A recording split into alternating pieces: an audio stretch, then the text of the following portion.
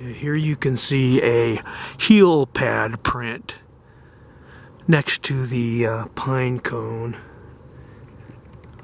Would be right here, and then up here you see this log that has been torn apart looking for grubs or whatnot.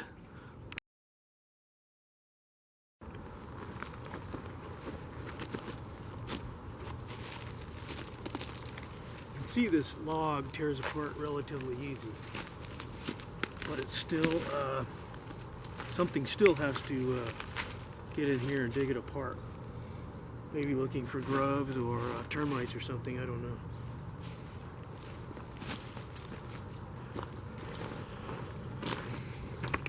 There's another heel print right here. It's pretty deep. My feet aren't making any marks at all. And then another flat spot right there. And then going off this direction, up that way.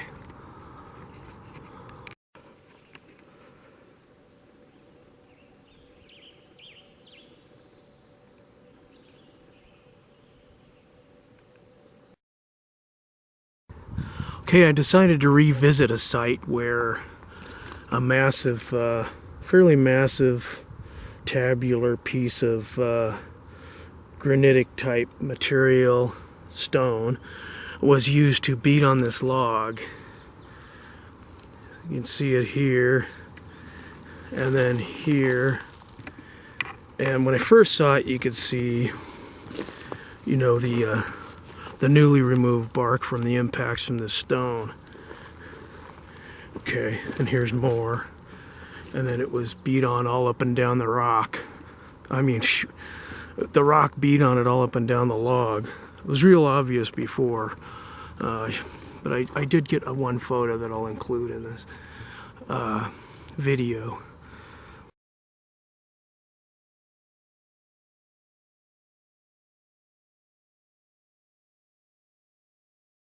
But I just wanted to follow it up on it, because the more I looked at the photograph, the more interesting it became.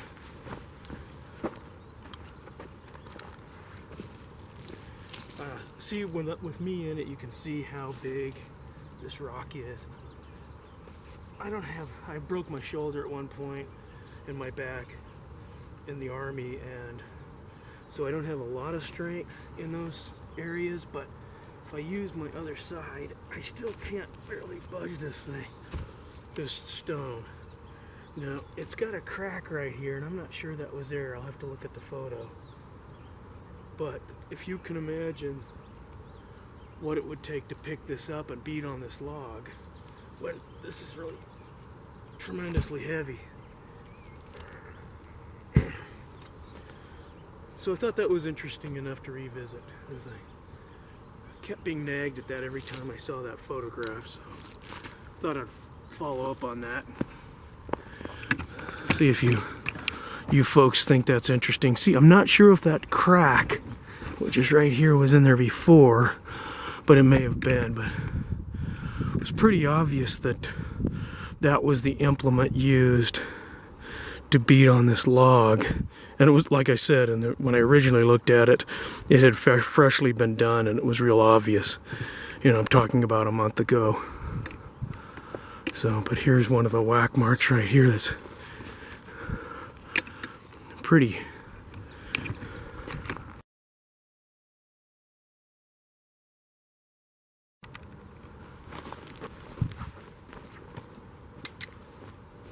As you see, this is the log I'm talking about. The impacts from the large stone begin about here. Fairly intense right here. Here, that was left to rest here. The latest and heaviest impact was to the front just before the break there.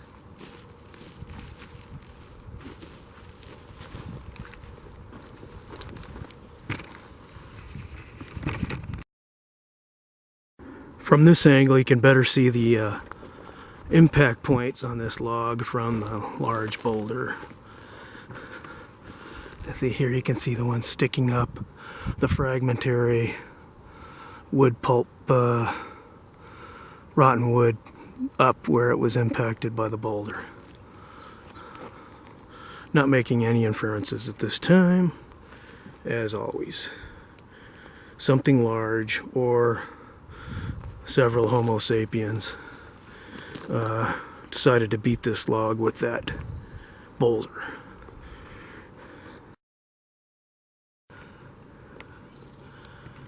Okay, this is a fairly interesting scenario that I experienced a couple weeks ago. I took a photograph of this tree that snapped off, and it's just a fairly interesting, it's kind of an anomaly how this happened. Okay.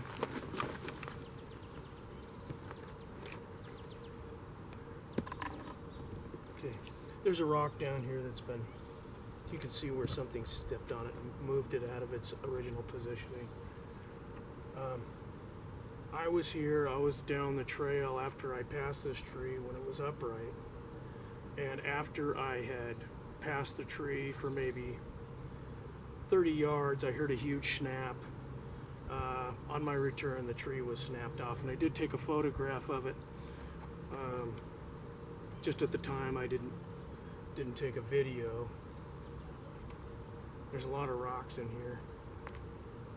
Anyone could have put some rocks in there, I suppose. Anyway, just thought it was interesting. Something pushed it over or whatnot. The bark is removed. Pre-mortem or post-mortem, I can't remember. I'll have to look at the original photograph. And I'll show you the rock that's been...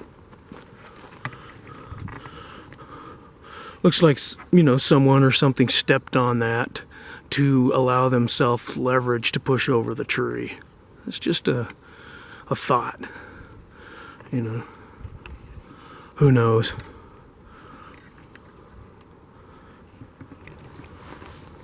I often look under ledges like this where there's, you know, slight, small rock shelters where a species of animal could take refuge in a storm or rest for the day and out of the hot sun, especially nocturnal type animals. So I'm going to go check that out.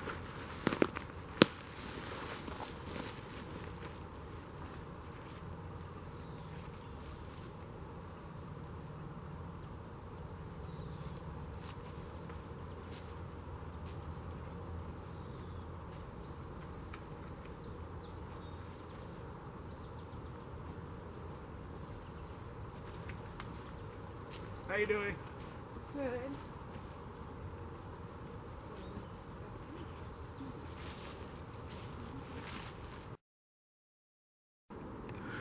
Here's another log that has been debarked for the acquisition of grubs or various insect larvae.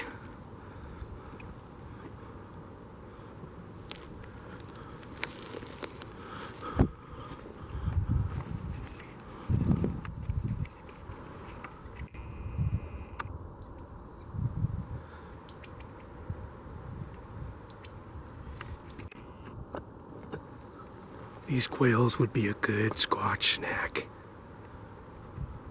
A little bit hard to film these things.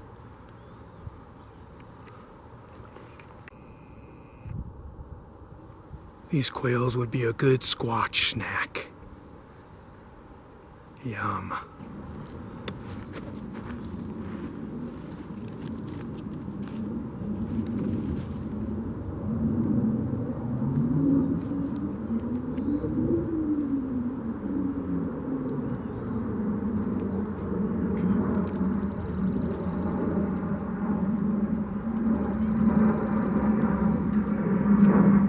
Pardon the large aircraft overhead making noise, but you can see these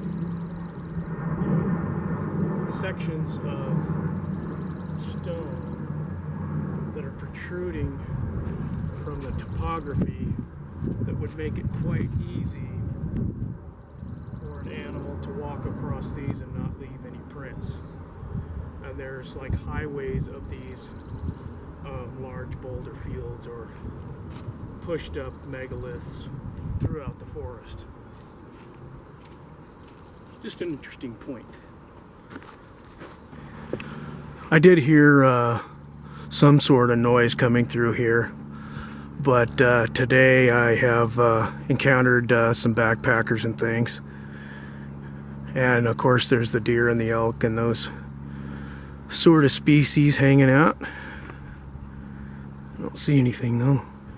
Here's something interesting. Here's something interesting for the scatologists. Something's pinched a loaf here, and it's got a cortex of shiny excrement, but inside it's all hair. You see that?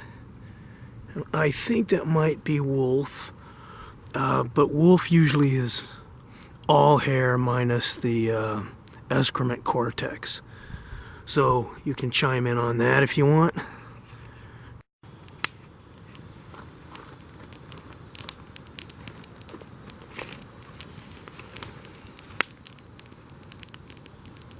I've actually heard a couple Sasquatch stories that people aren't probably familiar with.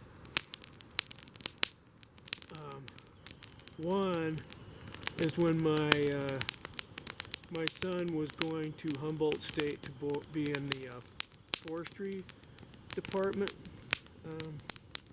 of academia, and I went up to visit my son in the forestry department at Humboldt State, and I stopped in a little wood shop where a man was carving Sasquatches and bears and things like that out of redwood. And he told me when his grandfather first moved into that area, he actually saw a group of Sasquatches bathing in the Humboldt River there. And that's the story.